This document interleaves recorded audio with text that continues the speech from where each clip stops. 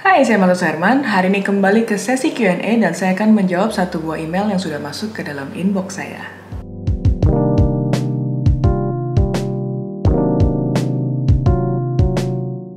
Makasih banyak buat teman-teman yang sudah kirim email ke martasuherman@gmail.com. Hari ini saya akan memilih satu buah pertanyaan yang sudah masuk ke dalam inbox saya. Tapi yang hari ini saya pilih adalah yang masuk ke dalam inbox Instagram saya. Jadi buat teman-teman yang kemarin mengikuti sesi Q&A di Instagram saya, terima kasih banyak. Dan hari ini ada satu pertanyaan yang saya pilih. Di sini pertanyaannya cukup menarik. Di mana di sini pertanyaan datang dari Jack Petrusi 04. Mau tanya hasil Ci, antara lensa AFS dan AFD kan perbedaan di motor fokus ya. Kalau hasilnya apakah sama? Sebelum saya masuk ke jawaban pertanyaan hari ini, saya mau mengucapkan terima kasih banyak buat teman-teman yang selalu support channel ini yang sudah subscribe. Dan buat teman-teman yang belum subscribe, silahkan di subscribe sekarang karena setiap minggunya saya akan mengupload 2 buah video yang membahas seputar fotografi. Selain itu, saya juga ingin memberitahu teman-teman kalau teman-teman mungkin ada kebutuhan untuk fotografi, videografi, ataupun social media management, teman-teman bisa langsung kontak ke nomor saya di sini. Nanti akan dibantu oleh admin saya. Dan juga buat teman-teman yang selalu menanyakan mengenai kelas online, offline, ataupun mengundang saya sebagai narasumber untuk acara kampus, perusahaan, ataupun lainnya, teman-teman bisa kontak ke nomor tersebut. Nah, untuk pertanyaan tadi yang saya dapatkan itu cukup menarik untuk dibahas karena mungkin selama ini ada sedikit kebingungan ya di pasar itu kira-kira lensa ini sama lensa ini sebenarnya bagusnya apa sih? Kemudian ini yang seri lama, seri baru sebenarnya bagus apa enggak sih? Hasilnya kayak gimana sih? Nah, hari ini saya akan coba bahas sebenarnya poin-poin apa saja sih yang harus diperhatikan pada saat kita ingin membeli sebuah lensa. Nah, sebelum saya masuk ke pembahasan yang lebih detail nih, saya ingin menjelaskan dulu seputar pertanyaan yang tadi diajukan. Ini kan pembahasan mengenai lensa Nikon ya. Apa bedanya lensa AFS dengan lensa AFD? Nah, AFS itu sendiri singkatannya adalah Autofocus Silent, sedangkan AFD adalah Autofocus Distance. Lensa-lensa AFS ini sudah memiliki motor di bodi lensanya. Jadi seperti teman-teman ketahui bahwa focusing itu ada di 2 tempat. Focusing itu ada bisa terjadi di dalam bodi kameranya ataupun di bodi lensa tersebut sendiri. Jadi di sini teman-teman harus ketahui kalau teman-teman ingin focusing, misalnya teman-teman memiliki lensa AFS yang memiliki motor dan misalnya teman-teman memiliki bodi kamera yang tidak memiliki motor tersebut, lensa ini tetap bisa focusing karena digerakkan oleh motor si lensa tersebut. Kebalikannya, AFD itu tidak memiliki motor pada bodi lensanya.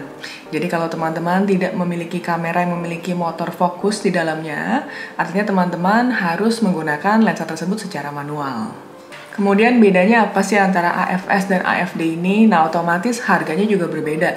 Jadi kalau lensa yang memiliki motor di bodinya, itu otomatis harganya akan lebih tinggi dibandingkan dengan lensa yang tidak memiliki motor pada bodi. Tapi apakah artinya kita harus memiliki semua lensa AFS? Nah, ini enggak juga. Karena buat teman-teman yang mungkin bermain videografi akan lebih menarik menggunakan lensa manual. Artinya adalah AFD akan lebih menarik dibandingkan dengan AFS. Dan lensa AFD biasanya menjadi pilihan yang menarik buat teman-teman pemula fotografi karena biasanya bodi kamera Nikon sudah memiliki fasilitas motor atau focusing di sana. Tapi untuk menekan investasi pengeluaran yang cukup besar, biasanya lensa-lensa yang digunakan adalah lensa-lensa AFD. Nah, kalau ditanya sekarang mengenai hasilnya nih, bagus mana AFS apa AFD? Sebenarnya sebuah lensa itu banyak faktornya ya. Tidak hanya sebatas dengan motor focusingnya itu sendiri, tapi banyak sekali poin-poin yang harus diperhatikan. Oke, saya akan bahas beberapa poin yang harus diperhatikan pada saat kita ingin membeli sebuah lensa. Yang pasti yang pertama adalah apakah teman-teman akan membeli lensa ini sebagai lensa baru atau sebagai lensa second. Kalau teman-teman memilih lensa baru, ya teman-teman harus perhatikan mengenai garansi. Di sini penting banget karena garansi ini lumayan membantu kalau just in case misalnya dalam 1 tahun penggunaan ada terjadi sesuatu ya, dan dalam 1 tahun itu kita bisa mendapat servis gratis atau bahkan mungkin bisa diganti. Dan buat teman-teman yang poin kedua, kalau teman-teman ingin membeli lensa second, teman-teman harus perhatikan pengguna sebelumnya. Apakah dia pengguna yang bersih, artinya dalam misalnya teliti banget, ya bersih, nggak sampai jatuh, nggak kebentur atau apapun, atau teman-teman membeli dari orang yang mungkin kita tidak kenal. dan mungkin juga dia seorang pengguna yang kasar gitu ya. Artinya adalah mungkin dia bisa menggunakan produk tersebut, barang tersebut bisa aja keguncang-guncang atau apa, terus kemudian pernah kebentur, pernah jatuh. Nah itu pasti hasilnya akan ada sedikit bergeser fokusnya biasanya. Misalnya nih ya, kalau teman-teman taruh kameranya selalu di dalam mobil, lalu setiap hari kita mobile pergi dari rumah ke kantor. Nah, lensa yang ditaruh di dalam mobil ini biasanya mengalami guncangan. Nah, guncangan yang terus-menerus itu biasanya menyebabkan fokus yang berkurang. Jadi teman-teman harus melakukan kalibrasi pada saat menggunakannya. Poin kedua yang harus diperhatikan apakah kita ingin menggunakan lensa fix atau lensa zoom. Di sini kembali kebutuhan masing-masing karena biasanya kalau kita menggunakan lensa fix otomatis kita bisa memilih lensa dengan bukaan yang cukup besar. Misalnya f1,4 atau f1,8, bahkan beberapa lensa bisa mencapai f1,2 ataupun f1. Dan untuk teman-teman yang ingin membeli lensa zoom, teman-teman juga harus memperhatikan focal length dari lensa tersebut. Biasanya focal length yang baik itu adalah memiliki 3 kali pembesaran. Misalnya saya menggunakan 1424. Nah, 1424 itu masih dalam range pembesaran 3 kalinya. Jadi kalau misalkan pembesaran yang lebih dari 3 kali, biasanya kualitasnya tidak begitu baik. Selain itu, teman-teman bisa memperhatikan aperture dari lensa tersebut. Apakah aperture tersebut memiliki fixed aperture atau memiliki variable aperture. Karena biasanya yang memiliki variable aperture itu memiliki kualitas yang lebih rendah dibandingkan dengan fixed aperture. Selain itu yang teman-teman harus perhatikan juga mengenai focal length. Nah, teman-teman harus memilih focal length yang sesuai dengan kebutuhan dan passionnya teman-teman sendiri ya. Jadi di sini kalau misalnya teman-teman ingin memotret untuk foto landscape, biasanya memang kita menggunakan focal length yang lebih lebar. Dan biasanya kalau kita ingin menggunakan multiple purposes, nah teman-teman bisa memilih di sekitar focal length yang lebih middle range. Atau buat teman-teman yang mungkin ingin memotret seperti foto-foto wildlife, ya sports atau apa di mana kita mengambilnya harus dari jarak yang jauh, teman-teman harus menggunakan lensa-lensa tele. Nah, selain itu juga ada beberapa lensa-lensa spesial seperti lensa makro atau lensa fisheye. Nah, itu bisa digunakan sesuai dengan kebutuhan kita. Buat teman-teman yang belum nonton di video saya sebelumnya, teman-teman bisa langsung klik di sini. Di video saya sebelumnya membahas mengenai focal length. Tips yang keempat adalah teman-teman harus mengetahui kamera yang akan digunakan nantinya. Karena menggunakan kamera APS-C dan menggunakan kamera full frame itu memiliki pilihan lensa yang berbeda. Selain itu, poin penting juga buat teman-teman yang ingin membeli lensa, teman-teman harus cek apakah lensa tersebut memiliki image stabilization.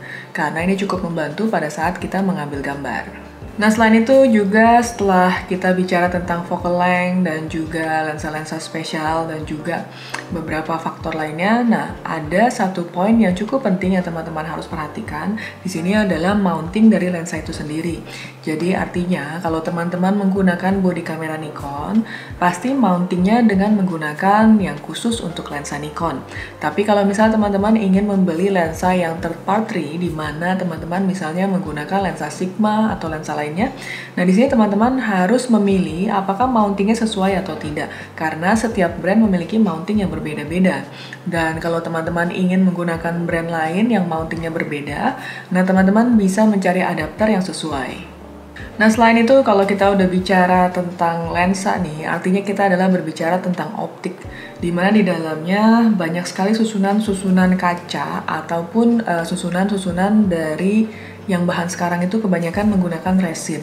Jadi mereka tidak menggunakan kaca lagi seperti zaman dulu, karena lensa-lensa yang menggunakan kaca ini cenderung lebih berat dibandingkan dengan lensa-lensa yang menggunakan resin. Kemudian apa sih bedanya antara lensa yang menggunakan kaca dengan lensa yang menggunakan resin? Nah, di sini pastinya ada faktor clarity atau kejernihan. Dimana kalau teman-teman mungkin melihat lensa zaman dulu kok kayaknya bening banget gitu ya. Nah, itu mungkin karena faktor dari si kaca itu sendiri, kualitasnya terbuat dari kaca yang sangat bagus, sehingga kita melihatnya bening. Hasilnya itu bening sekali. Jadi ada beberapa juga mungkin teman-teman pernah melihat sebuah foto yang kok kayaknya nggak gitu tajam ya, agak buram. Itu mungkin saja lensa yang digunakan itu memiliki resin yang tidak bagus. Jadi artinya foto yang kita hasilkan ketajaman itu juga dipengaruhi oleh faktor tersebut. Dan seiring berjalannya waktu juga teknologi ini kan semakin berkembang ya. Mungkin yang tadinya menggunakan resin yang tadinya kualitasnya kurang, nah mereka mungkin melakukan improvement berkali-kali sampai akhirnya menemukan kualitas resin yang cukup bagus. Dan di sini juga erat kaitannya dengan coating. Mungkin teman-teman pernah dengar kalau di Nikon ada yang namanya nano coating gitu ya. Nah di sini banyak sekali coating-coating yang dilapisi di sana supaya memaksimalkan hasil foto yang bisa kita dapat. Nah, jadi coatingnya ini memiliki fungsi yang berbeda-beda. Ada yang digunakan untuk mengurangi flare ya, dimana biasanya ada fotografer tertentu yang tidak menyukai flare, tapi untuk beberapa fotografer wedding, setahu saya ada beberapa yang memang suka banget sama flare. Nah, ini masing-masing fotografer memiliki standar yang berbeda-beda, jadi produsen itu selalu menyediakan yang sesuai dengan kebutuhannya. Nah, di sini coating yang pertama adalah coating untuk menghindari flare tersebut. Ada juga coating yang untuk mengurangi chromatic aberration. Nah, di sini teman-teman yang belum pernah dengar apa itu istilahnya chromatic aberration, teman-teman bisa klik di link di sini untuk menonton video saya yang sebelumnya. Poin lain setelah kita bicara tentang coating, resin, dan sebagainya, teman-teman juga harus memperhatikan mengenai kualitas lensa tersebut, apakah memiliki distorsi atau tidak. Buat teman-teman yang ingin penjelasan lebih detail mengenai lensa-lensa yang memiliki distorsi atau tidak, teman-teman bisa klik di link video saya yang sebelum ini yang membahas mengenai distorsi pada lensa. Dan poin paling penting kalau kita ingin membeli sebuah lensa, teman-teman harus mengecek fokusnya. Jadi jangan sampai teman-teman memiliki lensa yang mungkin bermasalah, misalnya lensa tersebut memiliki back focus. Jadi pada saat teman-teman memotret muka atau wajah seseorang ini, misalnya teman-teman ingin focusing di bagian mata, tapi ternyata fokusnya jatuh di bagian kuping. Nah itu terjadi back focus dan biasanya itu harus diservis, dikalibrasi kembali, atau bahkan beberapa lensa tidak bisa dibetulkan. Untuk teman-teman yang mungkin ingin mengetahui bagaimana caranya memaksimalkan lensa yang kita miliki, nah teman-teman bisa klik link saya di sini, di mana link ini membahas mengenai gimana caranya untuk memaksimalkan lensa kit, dan juga bisa klik di sini untuk teman-teman yang ingin mengetahui apa itu sweet spot pada sebuah lensa. Selain itu, teman-teman juga bisa mengecek kecepatan fokus dari sebuah lensa. Di sini penting banget, apalagi buat teman-teman yang mungkin selalu memotret benda-benda yang bergerak dengan cepat. Beberapa teknologi yang zaman sekarang ini, lensa-lensa itu bisa memiliki autofocus yang cukup cepat. Dan selalu harus dicamkan juga bagi teman-teman di sini yang menginginkan lensa berkualitas tinggi ini berbanding lurus dengan harga yang ditawarkan. Jadi buat teman-teman yang mungkin ingin bertanya-tanya apakah ada lensa bagus yang murah gitu ya, nah itu selalu tidak akan berbanding lurus. Jadi buat teman-teman perlu ketahui bahwa produk-produk fotografi ya, kita bicara tentang kamera, lensa, itu akan selalu berbanding lurus antara kualitas dengan harga. Nah demikian sharing tips saya hari ini mengenai cara memilih lensa. Yang pasti teman-teman di sini harus dites dulu lensanya sebelum membeli, karena biasanya kita nggak pernah tahu apa yang akan kita dapatkan. Dan kalau memang memiliki chance untuk memilih atau menggunakan langsung, nah teman-teman sebaiknya langsung menggunakan di lokasi sebelum membayar produk tersebut. Dan ini terutama buat teman-teman yang ingin beli kamera atau lensa second ya, ini teman-teman harus perhatikan banget. Jangan sampai lensa yang ingin digunakan mungkin ada jamurnya, atau mungkin dia ada debu yang sudah masuk ke dalam sana, atau ternyata lensa tersebut memiliki back focus ya. Dan di sini kita kadang-kadang kalau bicara membeli lensa second, kita nggak bisa hanya melihat fisik dari luar. Kita harus benar-benar melakukan uji coba, ya, melakukan tes supaya kita mengetahui kualitas dari lensa tersebut. Nah demikian sharing tips saya kali ini. Buat teman-teman yang mungkin ada pertanyaan atau ingin fotonya dibedah, teman-teman bisa langsung email ke martasuherman@gmail.com. Barangkali di video saya berikutnya pertanyaan kamu yang akan saya bahas. Thank you for watching. Jangan lupa like, comment, subscribe, dan juga share. Bye.